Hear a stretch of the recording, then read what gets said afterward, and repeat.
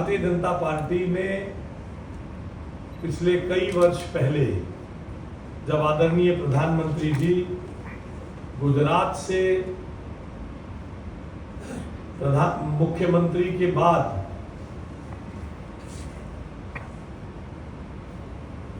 प्रधानमंत्री बनकर यहां आए तो ऐसा निर्णय किया, ऐसा फैसला किया कि प्रधानमंत्री जी का जन्मदिन सेवा पखवाड़े के रूप में मनाया जाएगा। और वो निर्णय इसलिए किया कि जिन्होंने अपना जीवन का हर पल, हर क्षण देश के नाम किया हो,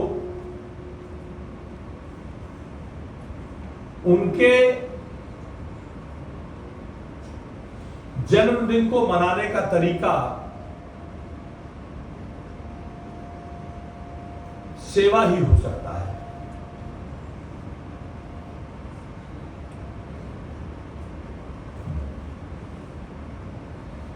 प्रधानमंत्री जी ने मुख्यमंत्री के रूप में भी कभी अपना जन्मदिन, दिवाली अपने मुख्यमंत्री आवास में नहीं मनाई।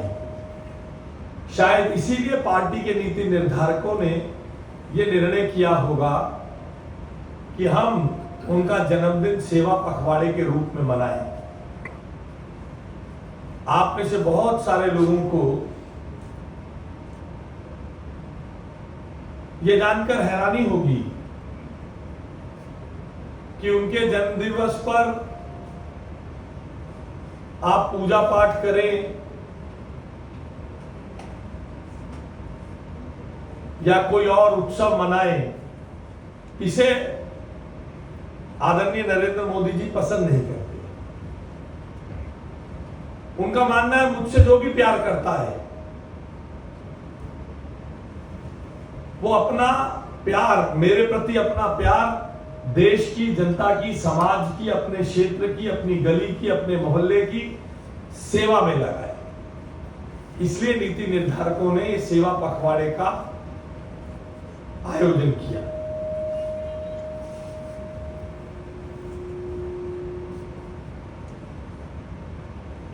लगातार 11 वर्षों से सेवा पखवाड़ा मनाया जा रहा है।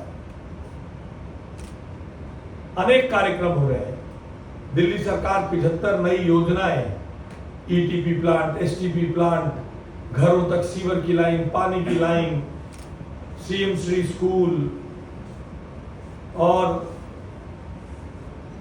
75 ड्रोन, 5 हॉस्पिटल के ब्लॉक्स, यूनिवर्सिटी के कमरे, डायलिसिस मशीन, अनेक ऐसी चीजों को दिल्ली की जनता को लोकार्पित कर रही है। पार्टी में अलग अलग तरीके के कार्यक्रम हो रहे हैं।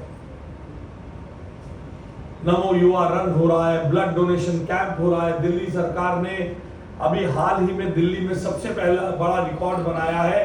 एक ही स्थान पर 1150 यूनिट के लगभग ब्लड डोनेट कर इससे पहले का रिकॉर्ड 330 यूनिट का था, एक ही स्थान पर। ये तो एक स्थान पर हुआ। इसके अलावा अलग अलग जिले में कहीं 20 यूनिट, 50 यूनिट, 100 यूनिट, 200 यूनिट, अलग अलग जगह पर अलग तरह के कार्यक्रम हुए। मगर प्रबुद्ध लोगों के साथ, विचारवान लोगों के साथ हम इस सेवा के संदर्भ में बातचीत करें, इसलिए शायद आप सब लोगों को राज शर्मा जी ने और हमारी पार्टी के बाकी लोगों ने यहां बुलाकर तकलीफ दी है। क्योंकि जो काम देश में हो रहा है, जो विषय देश में चल रहे हैं, जितनी तेजी से अच्छा काम हो रहा है, उससे घबराकर उतनी तेजी से बुरा काम करने वाले लोग भी सक्रिय हैं।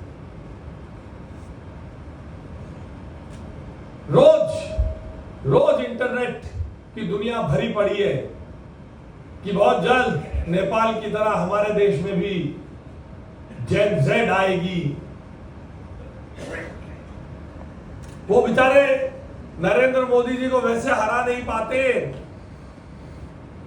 तो श्रीलंका में कुछ होता है तो अपने यहाँ करने की कोशिश उम्मीद करने लग जाते हैं। उनके कुछ नेता तो पाकिस्तान जाकर बोल देते हैं, और राहुल गांधी तो अमेरिका में जाके बोले आए थे, तुम लोग घर बैठे क्या कर रहे हो, तुम आओ हमारे देश में, हमें बचाओ, या प्रधानमंत्री नरेंद्र मोदी को हटाओ।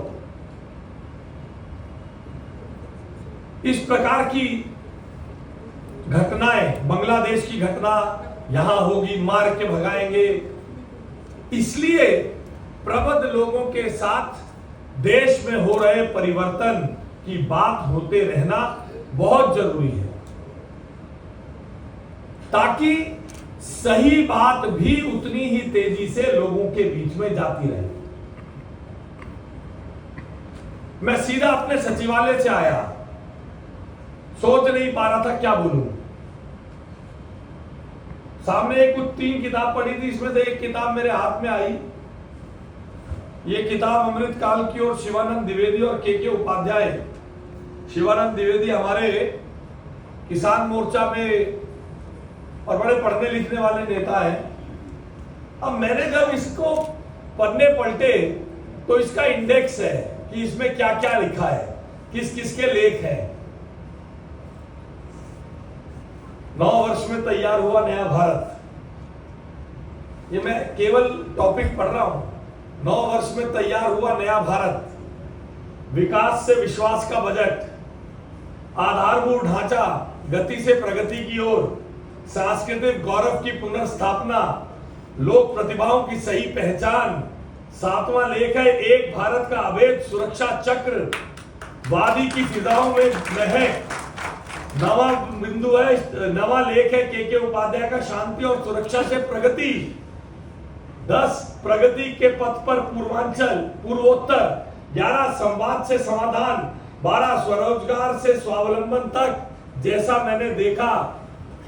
13 गरीब के करीब, सर्वस्पर्शी समावेशी नीति और तरजीह, महिला सशक्तिकरण का नूतन आयाम, स्वास्थ्य क्षेत्र में अग्रणी भारत, बेहतरी की ओर कृषि क्षेत्र, शासन में पारदर्शिता, राष्ट्रीय शिक्षा नीति से मानस परिवर्तन, विश्व पटल पर धाक भी, सुधारों से बढ़ता निवेश का भरोसा।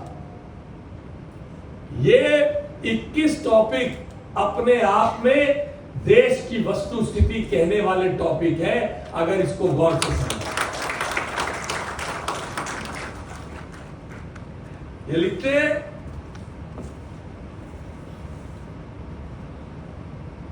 एक नए भारत का अभेद सुरक्षा चक्र। हम सबने देखा ना, हम सबने देखा। हमने वहां से देश को देखना शुरू किया जब देश की संसद में ए के एंटनी जैसे कांग्रेस के नेता जो रक्षा मंत्री थे, वो ये कहते थे कि हम चीन की सीमा पर सड़क पुल इसलिए नहीं बनाते हैं कि चीन घुसता हुआ नई दिल्ली तक आ जाएगा, इसलिए हम वहां के इलाके को टूटा फूटा पिछड़ा छोड़ देना चाहते हैं। जब संसद में सवाल पूछे गए तो बोले पैसे नहीं है। वो दौर देखा इस देश ने जब कहा जाता था कि चीन घुसता चला आएगा हमारे देश में। वो दौर देखा इस देश ने जब कहा जाता था अरे पाकिस्तान से कुछ पंगा किया तो उन पे न्यूक्लियर बम है। और आज देश ये दौर देख रहा है, आज देश ये दौर देख रहा है कि वो ये कहते हैं कि हम न्यूक्लियर देश हैं, तो हमारे यहां से भी कहा जाता है तो हमने क्या ये दिवाली पर चलाने के लिए अपने न्यूक्लियर बम रखे हुए हैं। वो ये कहते हैं कि हमारी तरफ अगर आंख उठा के देखी तो हम तुम्हें छोड़ेंगे नहीं। वो कहता तू छोड़ेगा तो बाद में जब तू बचेगा। उनके घर के अंदर तक एबटाबाद में जाके ब्रह्मोस की मिसाइल जाती है। बताया जाता है, यह अखबारों में छपा है कि 3 दिन तक पाकिस्तान में भूकंप आए। एबटाबाद के एयरपोर्ट के नीचे उनके न्यूक्लियर एस्टैब्लिशमेंट है। बताते अमेरिका के भी न्यूक्लियर बम वहां पड़े हैं। एक झटके में एक बार, दो बार, तीन बार, चार बार 400 ड्रोन से हमला किया जाता है, अलग अलग कोने में देश में हमला किया जाता है, और एक अवैध सुरक्षा चक्र, मुझे मालूम नहीं इसने क्या लिखा होगा, मगर मैंने और आपने देखा है वो अवैध चक्र ऐसा कि एक भी ड्रोन भारत की सीमा को, भारत की धरती को टच नहीं कर पाया। हवा में आयरन डोम, जिस आयरन डोम की बात करते थे कि इजराइल पे आयरन डोम है, उस आयरन डोम से बड़ा सुरक्षा चक्र भारत का एयर डिफेंस मैकेनिज्म है। जिस चीन की तारीफ करते थे कि चीन ने यह बना दिया, F-16 दे दिए, फलाने दे दिए, ढिमकाने दे दिए, पता चला वो चीनी लड़ी की तरह नकली निकले। और भारत ने आत्मनिर्भर भारत योजना के अंतर्गत डिफेंस एस्टैब्लिशमेंट्स में जो बड़ा निवेश करके बनाने का काम शुरू किया, 23,000 करोड़ रुपए से ज्यादा का, 23,000 करोड़ से ज्यादा का एक्सपोर्ट किया है भारत ने उस HAL के, हिंदुस्तान एरोनॉटिक लिमिटेड की फैक्ट्री से, जिसके बाहर हमारे विरोधी दल के लोग जाके हड़ताल करवा के HAL बर्बाद हो गया कहते थे, और सबसे बड़ा मुनाफा इन्हीं पिछले कुछ सालों में HAL ने बुक किया है। जब देश की ऐसी ताकत बढ़ रही है, जब भारत के प्रधानमंत्री की योजनाओं से, भारत की सरकार की योजनाओं से देश की ऐसी ताकत बन रही है, जिस ताकत से पूरा का पूरा विश्व मुंह भाए खड़ा है, मुंह खोले देख रहा है, ये भारत ने क्या बना लिया। अचानक 10 साल पहले भारत हाथ फैलाकर लोगों से इक्विपमेंट खरीदने की बात करता था, आज ब्रह्मोस है और ऐसे ऐसे इक्विपमेंट्स है कि भारत ने पूरे विश्व में अपनी सैन्य ताकत की लोहा मनवा दिया है। विनय न माने जलदिजम, गए 4 दिन बीती, 3 दिन बीती, 3 दिन भय बिन होत न प्रीति। अगर हमारे अंदर ताकत नहीं होगी ना, जब हमारे अंदर ताकत नहीं होगी तो कोई भी आएगा, और हमारी ताकत होगी तभी अड़ोसी पड़ोसी ये मुंह बंद करके बैठते हैं। हमारे देश में आदरणीय प्रधानमंत्री जी के नेतृत्व में इतना बड़ा परिवर्तन इस देश के अर्थव्यवस्था में, इस देश के मैन्युफैक्चरिंग सेक्टर में कल्पना की थी कभी किसी ने? आप में से कल्पना की थी किसी ने कभी? एप्पल का फोन किस किस के हाथ में बताओ? उठाओ, हाथ उठाओ, एप्पल का फोन दिखाओ, एप्पल का फोन उठा के दिखाओ, सब अपना जरा दिखाओ। अब बताओ झा साहब, वो ट्रंप वह कह रहा था कि एप्पल वाले इंडिया में मत बनाइयो, नहीं तो 50% टैरिफ लगा दूंगा। उसने कहा चल तू टैरिफ लगा ले, मैं तो नहीं बनाऊंगा। उसने कहा तू टैरिफ लगा ले। एक देश का राष्ट्रपति अपने देश की सबसे बड़ी कंपनी को बुलाकर कहता है डोंट मैन्युफैक्चर इन इंडिया, और वो ये कहता है मैं तो इंडिया में ही बनाऊंगा। हमारी PLI प्रोडक्शन लिंक्ड इंसेंटिव की पॉलिसी ने देश में चाइना से बड़ी प्रोडक्शन की स्थितियों को खड़ा किया है। आज आने वाले दिनों में जब एप्पल यहां से बनाकर भेजेगा, 50% टैरिफ के बाद भी देश के, विश्व के किसी कोने में बनी हुए एप्पल की गुणवत्ता, भारत की गुणवत्ता सबसे ज्यादा होगी और वो सबसे सस्ता होगा। ये है भारत की आज की। ये सब बातें मैं आपको क्यों बता रहा हूं? क्योंकि आपके सामने जिस प्रकार की बातें हैं, किसी दिन वोट चोरी हो गए,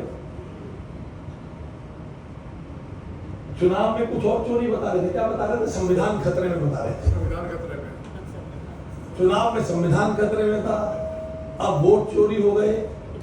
किसका हुआ भाई? आप में से किसी का हुआ है?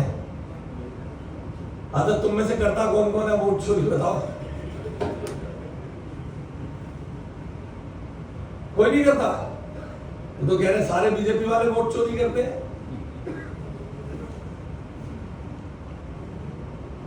ये बातें मैं आपसे इसलिए कर रहा हूं क्योंकि देश में अराजकता फैलाने के कारण कुछ एक वर्ग ऐसा है जिसको हर हाल में कुर्सी चाहिए, और वो कुर्सी पाने के लिए वो देश में आगजनी करवाने में, देश में अराजकता फैलाने के लिए कुछ भी कर सकते हैं।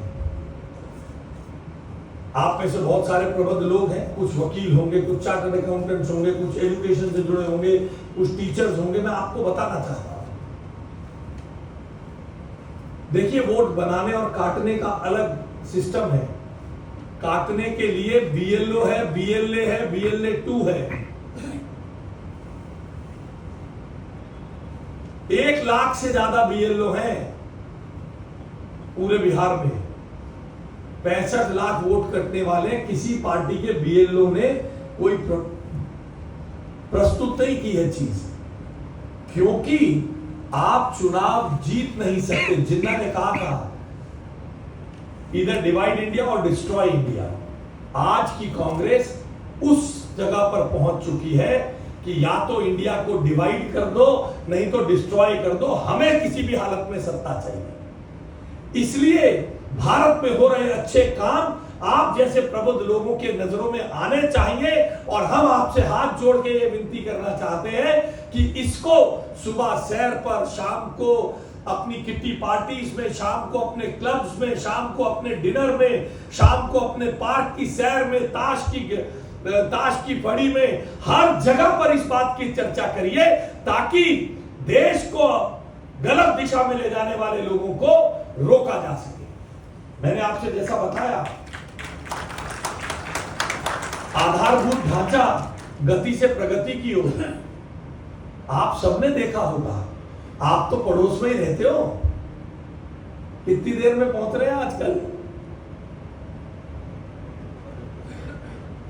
अलीपुर गया कोई उसमें से? है जी?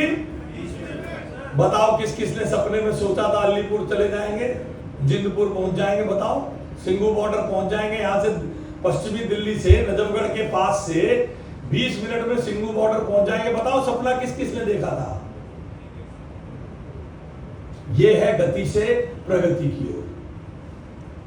कहना आसान है, आज जब उस टनल से निकलकर, और तो और देखो ना कितने साल लग गए।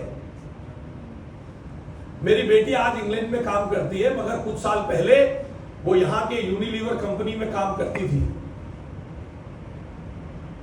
उसने काम के ऐसे टाइम कंपनी से ऑप्ट किए थे कि वो 9 बजे से पहले गुरुग्राम चली जाए और शाम को 5 बजे से पहले गुरुग्राम से एंटर कर जाए तो काम हो सकता। अगर 5 के बाद हुए तो 2.5 घंटे लग गए। बताओ, कोई रॉकेट साइंस था? नरेंद्र मोदी जी की सरकार ने ही तो 11 साल में करके दिखाया। आप में से तो बहुत सारे लोग धौलाकुआं भी जाते होंगे, है? एयरपोर्ट से धौलाकुआं जाते थे, रात को कितना टाइम लगता था। जो ये हमारा air force golden jubilee Subroto park पे ऑडिटोरियम के सामने कितनी देर लगती थी? आज फर्राटे मारते हुए आते हुए धौलाकुआं से जनकपुरी की तरफ दिल्ली कैंट में मुड़ने के लिए 40-40 मिनट लाल बत्ती पे खड़े होना पड़ता था।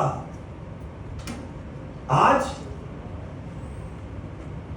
गति से प्रगति की ओर इंफ्रास्ट्रक्चर पर भारत की सरकार ने, केवल यही नहीं, चीन के बॉर्डर पर भी जो लोग डरते थे इंफ्रास्ट्रक्चर बनाने से, वहां पर भी इंफ्रास्ट्रक्चर ऐसा बनाया है कि जब चाइना ने डोकलाम में घुसने की कोशिश की तो रातों रात कुछ हफ्तों में हमारी फौज उनसे ऊपर जाकर बैठ गई तब जाके ये चीनी भागे, नहीं तो सलामी स्लाइसिंग में एक एक टुकड़ा लेकर निकल जाते थे।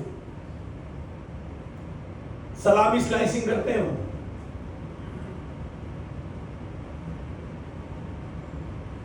ये सब बातें जो देश में आ रहे परिवर्तन है, जो हमारी सड़कों में, हमारे टनल्स में, हमारे रोड्स की क्वालिटी में, क्या इससे देश आगे नहीं बढ़ता? रोज कहते हैं, मैं अक्सर इस बात को दोहराता हूं और गर्व से दोहराता हूं, कहते हैं कि देश में रोजगार नहीं है। भारत सरकार ने 1,15,000 करोड़ रुपए कैपिटल एक्सपेंडिचर बढ़ाया था 2 साल पहले के बजट में। कैपिटल एक्सपेंडिचर, प्राइवेट सेक्टर वहां पर पैसा लगाता है जहां पर सरकार का पैसा लग रहा हो, जहां बूम हो। कैपिटल एक्सपेंडिचर से सड़क बनेगी, पुल बनेगा, रेलवे बनेगी, एयरपोर्ट बनेंगे। तो बताओ, अगर आपके पड़ोस में 500 किलोमीटर सड़क बन रही होगी तो रोजगार नहीं होगा? इंजीनियर को रोजगार मिलेगा, अकाउंटेंट को रोजगार मिलेगा, बिल्डिंग मटेरियल बेचने वाले को रोजगार मिलेगा, इक्विपमेंट देने वाले को रोजगार मिलेगा, ढाबा चलाने वाले को रोजगार मिलेगा, दुकान चलाने वाले को रोजगार मिलेगा। लाखों रोजगारों का सृजन होता है। इंफ्रास्ट्रक्चर सेक्टर वो सेक्टर है जिसकी डेवलपमेंट के कारण देश में सबसे बड़ा रोजगार का सृजन होता है। मगर इस देश में सब कुछ खराब है, ऐसा कहने के लिए, कहने का काम कुछ लोग करते हैं। वो इसलिए करते हैं क्योंकि जिन्ना की पॉलिसी पर वो काम कर रहे हैं, इधर डिवाइड इंडिया और डिस्ट्रॉय इंडिया, क्योंकि उनको सत्ता चाहिए। इसलिए भारतीय जनता पार्टी आपके सामने झोली फैला कर आई कि आप देश में हो रहे इन अच्छे कामों को, जगह जगह पे हो रहे इन अच्छे कामों को देश की जनता के सामने पहुंचाइए। चर्चा का विषय बनाइए। अभी हाल ही में जीएसटी में परिवर्तन हुआ, क्या कहने लग गए? फलाना काम हो गया इसलिए रातों रात जीएसटी बदल दिया। अरे भाई, जीएसटी आप में से बिजनेस भी करते होंगे कुछ लोग, कुछ बिजनेसमैन भी है, हर एक की बिजनेस करते हो। मैट्रेस वाला, अच्छा सीए नहीं आनी, हम सीए हाँ आल्सो जी। And businessman. तो बताओ, अगर इसको चेंज करना हो तो रातों रात चेंज हो जाएगा? सारे राज्यों ने एक स्वर में जीएसटी की नई दरों को स्वीकार किया, यूनानिमस। और आपको बता दूं, आप लोगों को बताना बहुत जरूरी है, साधन संपन्न लोगों, आपको पता नहीं चलता है। आज हमारे दूध पर 0 जीएसटी है, मगर आप उस दौर से निकल कर आए हो जब कार पे और दूध पर बराबर टैक्स 18% दिया करते थे। बताओ, गलत कह रहा हूं? आप उस दौर से निकल कर आए हो, मोदी जी आपको वहां से निकाल कर लाए जब दूध और लग्जरी कार दोनों पर 18% टैक्स होता था। और पिछले रिजीम में जो 5% था, कितना था जी? 5 ही था। वो भी मोदी जी को ज्यादा लगा, तो देश में आप लोगों ने जैसे ही कंजम्पशन बढ़ाई तो केवल देश के जीएसटी को और सिंप्लीफाई करके केवल 2 स्लैब्स मिल जाए। इंश्योरेंस सेक्टर में सबसे ज्यादा बेनिफिट हुआ है जी। इंश्योरेंस सेक्टर में 0 कर दिया उन्होंने। हेल्थ इंश्योरेंस का कितना बेनिफिट हुआ है, लाइफ इंश्योरेंस का कितना बेनिफिट हुआ है। और आपके बच्चों की, आपके पोते पोतियों की कॉपी किताब, रंग, पेंट, क्रेयॉन्स, हर चीज पर 0% हुआ है, जो रोज आपके घरों में इस्तेमाल होती है। आपके बच्चों की पढ़ाई की हर चीज पर, छोटे बच्चों के क्रेयॉन्स, रंग, क्या कह रहे हैं? मोमी रंग मोमी रंग, वो मोमी रंग जो है उस पर भी 0% हो गया। पहले उस पर भी टैक्स लगा कर था। 0% टैक्स हो गया, 0% टैक्स। जीवन में परिवर्तन हो रहा है। यही परिवर्तन और इतनी सहजता से हो रहा है। सरकार उसके लिए कोई टॉम टॉमिंग करती नहीं घूम रही है। सरकार ने आपके लिए, आप कल्पना तो कर देखिए ना, आप लग्जरी कार पर 18% टैक्स देते थे कांग्रेस की रिजीम में, और दूध पर भी 18% टैक्स देते थे। ये था हाल, दूध और कार का टैक्स बराबर था। सरकार का काम क्या है? पहले मैं कहा करता था कोई सरकार किसी के कनस्तर में आके आटा नहीं डालती, मगर अब मोदी जी की सरकार ने तो 80 करोड़ लोगों के कनस्तर में आटा डालने का काम भी कर रखा है लगातार।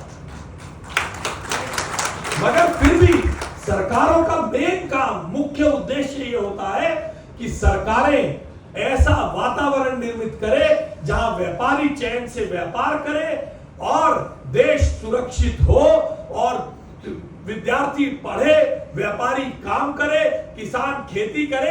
ऐसा वातावरण निर्मित करना है जिसमें देश शने शने आगे बढ़ता चला। चर्चिल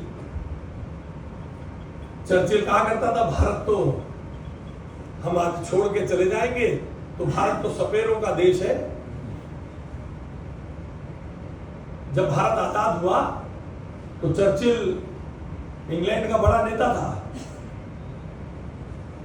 तो कहा करता था ये सपेरों का देश है, इनसे डेमोक्रेसी संभलेगी नहीं, इनसे डेमोक्रेसी संभलेगी नहीं। हम हर साल देश के अलग अलग हिस्सों में चुनाव कराते हैं, चुनाव होते हैं, एक सरकार बदल के दूसरी आती है, दूसरी बदल के तीसरी आती है और सहजता से चला जाता है। मदर ऑफ डेमोक्रेसी है भारत, मदर ऑफ डेमोक्रेसी है भारत, मदर ऑफ डेमोक्रेसी है।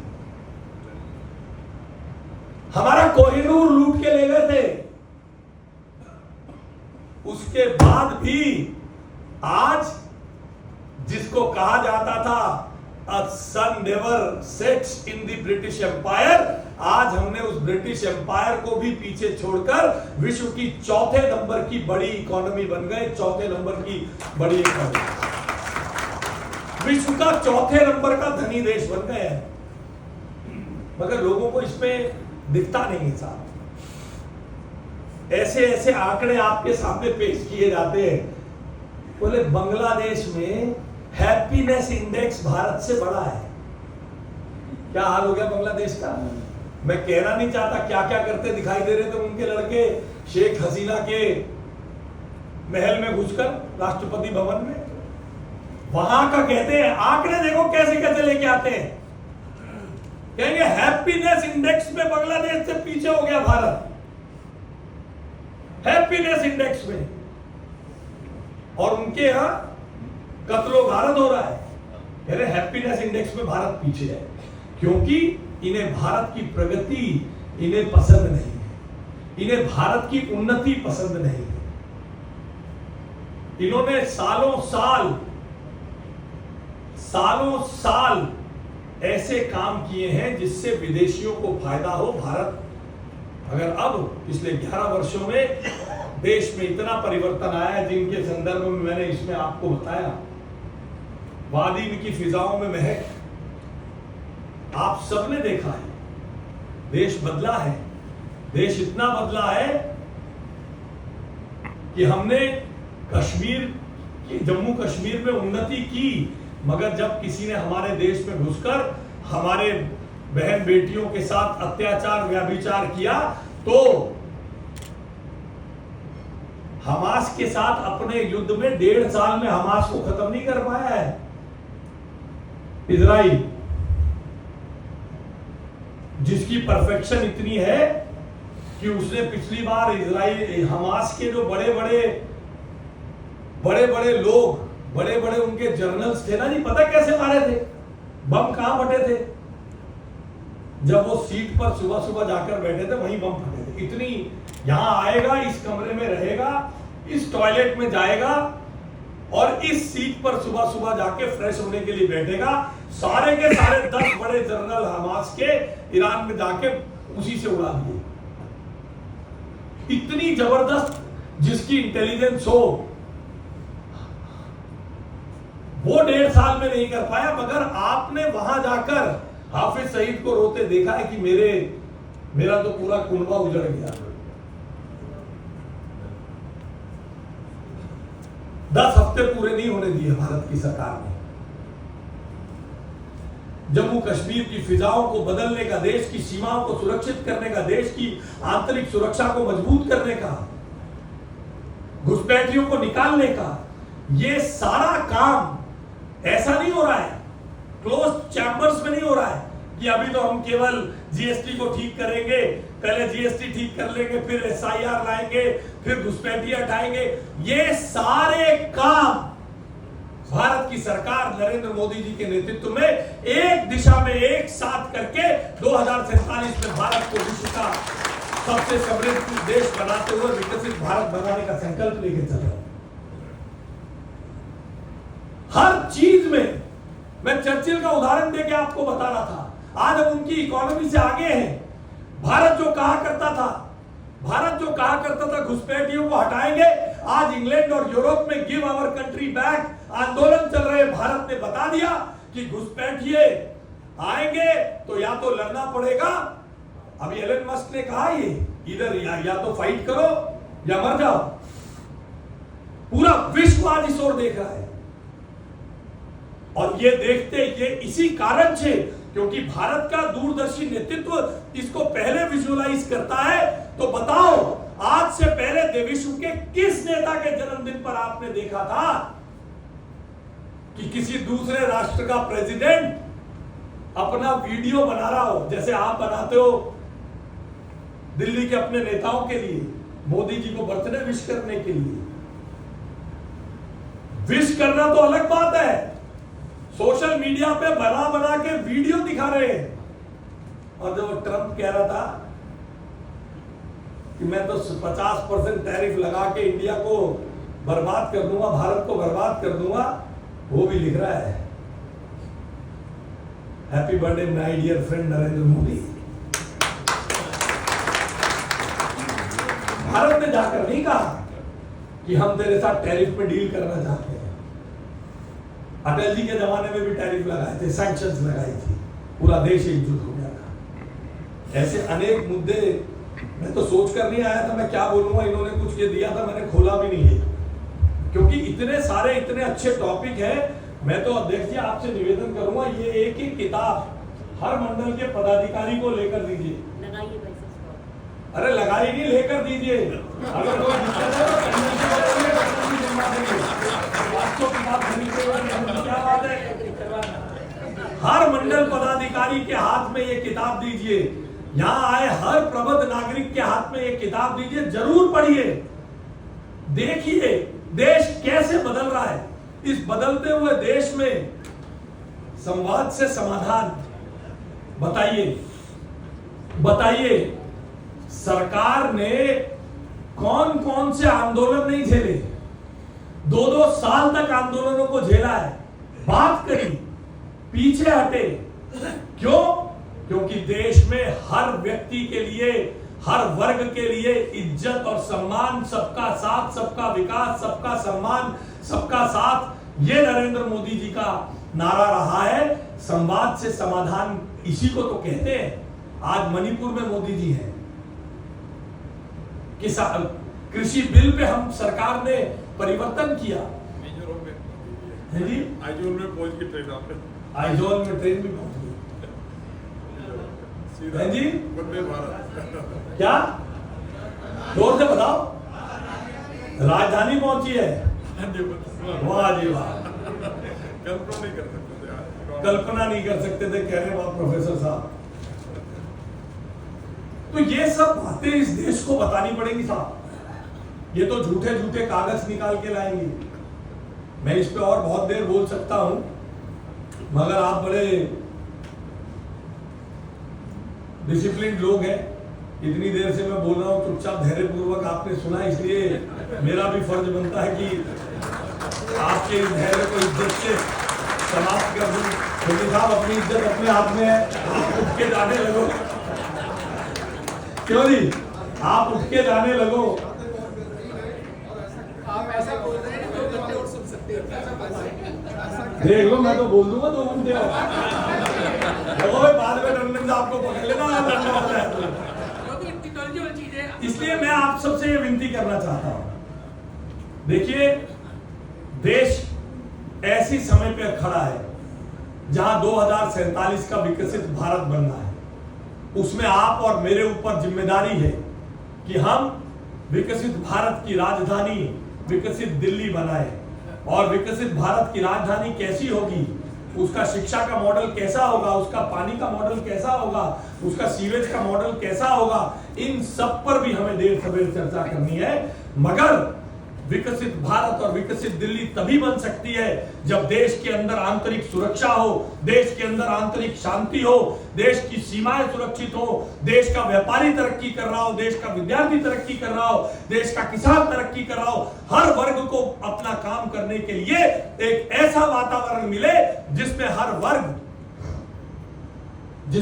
वर्ग देश के लिए आगे बढ़ाने के लिए अपना कंट्रीब्यूशन कर सके, अपना योगदान दे सके। तो आइए आज नरेंद्र मोदी जी के अवसर पर इस सेवा संकल्प के सेवा पखवाड़े में जो ये प्रबुद्ध सम्मेलन में आप सब प्रबुद्ध जन यहां आए हैं, मैं आप सबको आह्वान करता हूं, आपसे इस सेवा पखवाड़े में हम केवल इतनी सेवा चाहते हैं कि देश में हो रहे इन सकारात्मक बदलावों के लिए, मैं अभी और बहुत देर बोल सकता हूं जैसा टंडन साहब कह रहे हैं, क्योंकि इतने मुद्दे इतने काम हैं, मगर बोलने की एक सीमा है। आप सब समझदार प्रबुद्ध लोग हैं, आपको देखकर, आपके धैर्य को देखकर ही इतनी देर बोलने का भी मन किया है। इसलिए मैं आप सबका आह्वान करता हूं कि हम आपसे केवल और केवल इतनी ही सेवा चाहते हैं कि देश में हो रहे इन सभी सकारात्मक बदलावों की, देश में हो रहे इन सभी सकारात्मक विकास कार्यों की, देश में हो रहे सकारात्मक नेतृत्व परिवर्तन की, देश में हो रहे नए राजनीतिक डेवलप हो रहे नए राजनीतिक कार्यशैली की, नए वर्क कल्चर को आप चर्चा का विषय बनाएं। आप निपोटिज्म के खिलाफ एक नेहरू जी बने थे प्रधानमंत्री, उनका वंश पूरा चलता रहेगा। आज एक गरीब मां का बेटा जब यहां आकर बैठता है, जो ये कहता है इस साल 1 लाख ऐसे युवाओं को राजनीति में सक्रिय करने का मेरा संकल्प है जो देश के प्रति पंचायत लेवल पर भी काम करने को तैयार हो, मगर उनके परिवारों से कोई राजनीति में ना हो। ऐसा निपोटिज्म के खिलाफ जो व्यक्ति लेकर चल रहा हो, उसको सकारात्मक बातों को आप देश में विमर्श का विषय बनाए, देश में बातचीत का विषय बनाए। यही हमारा इस सेवा पखवाड़े में सबसे बड़ी सेवा होगी और यही हैप्पी बर्थडे मोदी जी के रूप में को अपने आप माना जाएगा। बहुत बहुत धन्यवाद।